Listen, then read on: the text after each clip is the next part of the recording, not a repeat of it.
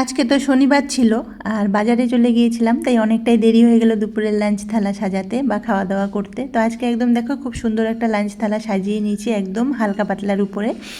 বাজারে গিয়েছিলাম, একটু শাকসবজি নিয়ে এসেছি, তাই থালাতেও একটু শাকসবজি সাজিয়ে নিয়েছি। তো পালং শাক আজকে ভাজা করে নিয়েছি, পালং শাক ভাজাটা কোনোদিনও খাইনি, আজকে একটু করলাম, জানি না কেমন লাগবে। থালা তো সাজিয়ে নিয়েছি। তো চলো থালায় কী কী আছে তোমাদেরকে বলে দিই। আর অনেকটা দেরি হয়ে গেছিলো, এসে ফটাফট করে রান্নাটা করলাম। তো গরম গরম ভাত নিয়ে নিয়েছি, লেবু লঙ্কা নিয়ে নিয়েছি, আজকে একটু অন্যরকম লঙ্কা নিয়ে এসেছি, লঙ্কাটা কালো। তো যেই দোকান থেকে আনলাম দাদু বললো প্রচুর নাকি ঝাল, তো এখনও তরকারিতেও দেইনি আর খাইও নি, জানি না কেমন হবে। আর ছিল দেখো পালং শাক ভাজা করে নিয়েছিলাম বেগুন দিয়ে।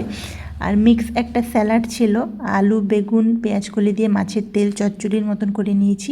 আলু দিয়ে একদম হালকা করে রুই মাছের ঝোল করে নিয়েছি। খাওয়া দাওয়াটা কিন্তু খুব সুন্দর হলো। আর ভিডিওটা তোমাদের কেমন লাগলো সবাই জানিও। আর মাঝে মধ্যে এরকম শাকসবজি খেতে ভালোই লাগে। তো পালং শাকটা অতটাও খারাপ লাগেনি, আবার খুব একটা ভালোও লাগেনি, ভাজা তো একটু অন্যরকম লেগেছিলো।